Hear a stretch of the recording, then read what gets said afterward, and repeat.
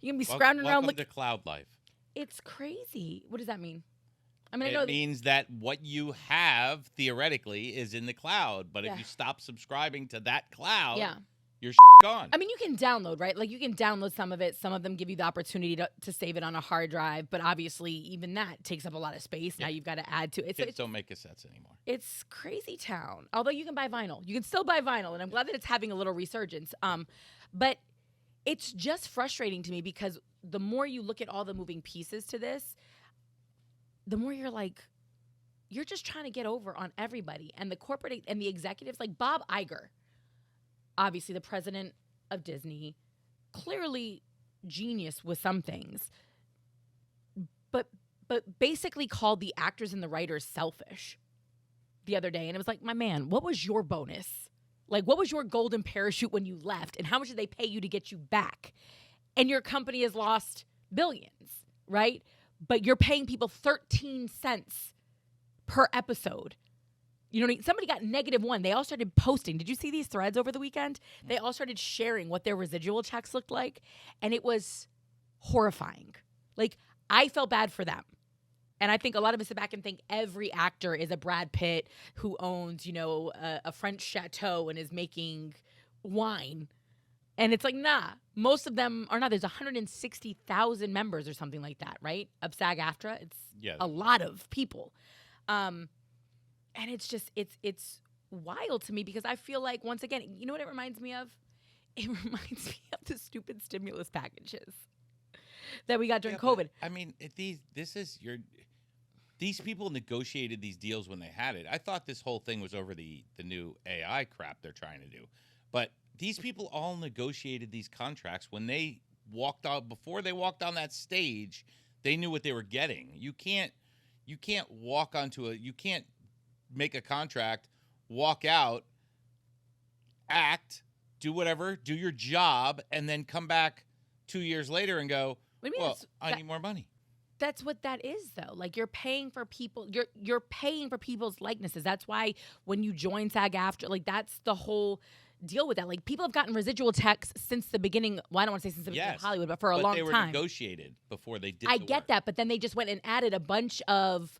It's like adding a bunch of Cayman Islands into play, and there's no rules or regulations, right? So it's kind of like free space. So we don't really have to pay you because does it exist or does it not? We don't really know. Like, no, we know you have money in those bank accounts. Yeah, well, somebody is releasing the shows to those streaming services, so. There is ultimately somebody who owns Friends. Yeah.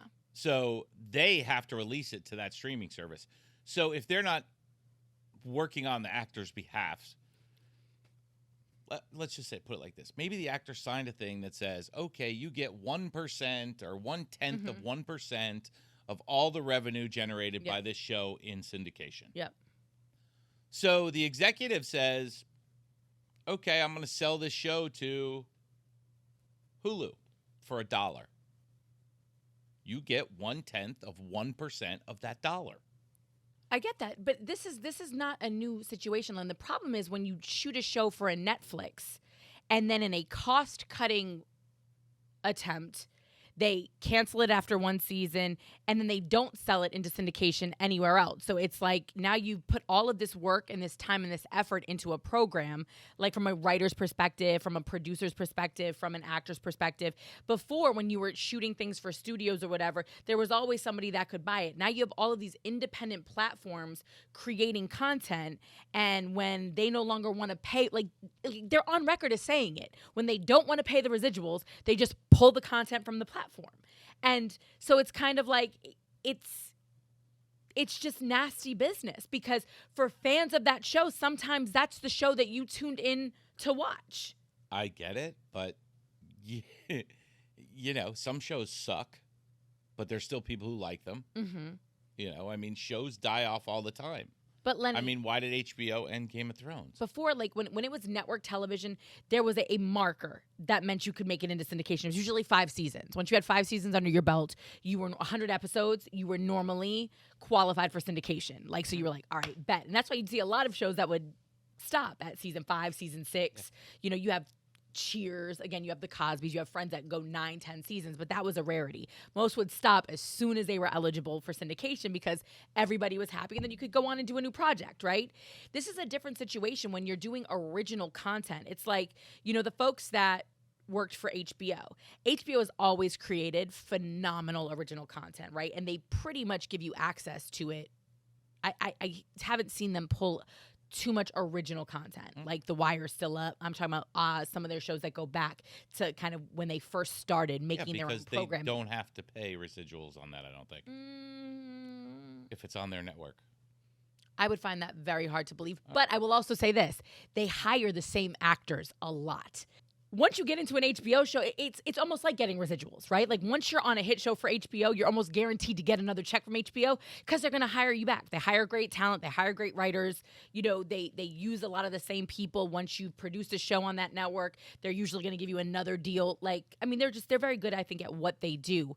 But I feel like at this point, it is time. I'm not mad at the actors for striking. You have a lot of people that are out here telling, they're selfish. No, I think that we need to go back to the table because otherwise the corporations, the executives, the dollar men will take advantage of this wild, wild west kind of, landscape that they have that is clearly working in their favor, especially as they figure out what works and what doesn't, right? That's the other thing that we're seeing. Well, the actors are going to have to get paid more up front. Facts. And I think that they're going to work on, I think they'll figure out ways, or maybe it'll be like, okay, Netflix, you own the rights to your show for 5 years, but after that, if somebody comes along, maybe you don't want to pay for it anymore, but maybe you sell it or you lease it out to Hulu. Maybe maybe there'll be more kind of cross promotional deals between different you see it streaming with movies services. All the time. Movies go from platform to platform. You do. Again, they go from platform to platform though. These are platforms where you're coming for, their original content. So that's a bit different. I've never seen a HBO show on another streaming service. No. You can buy them on Amazon Prime because they have HBO, they have a partnership. Like Amazon, Bezos is a smart little cookie because he's worked out deals where obviously you can subscribe through your Amazon Prime to almost any other streaming service. But the AI thing is the other part of that. And I think they would have gone on strike regardless. I think the AI has just come into play in such a big way that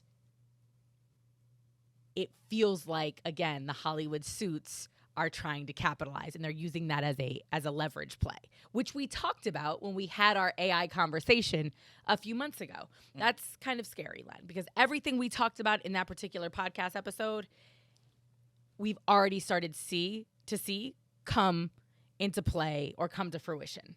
It's inevitable. So I don't know. Is it though? What were we? You sent me a thing.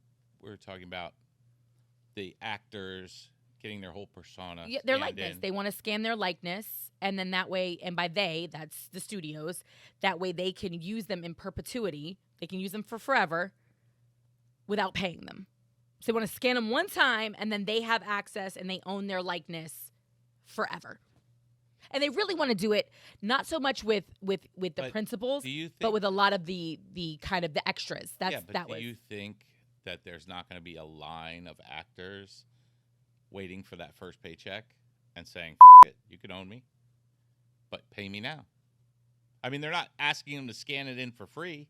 They want. I don't think that there will be a line because they're all striking because they don't want that to be the case.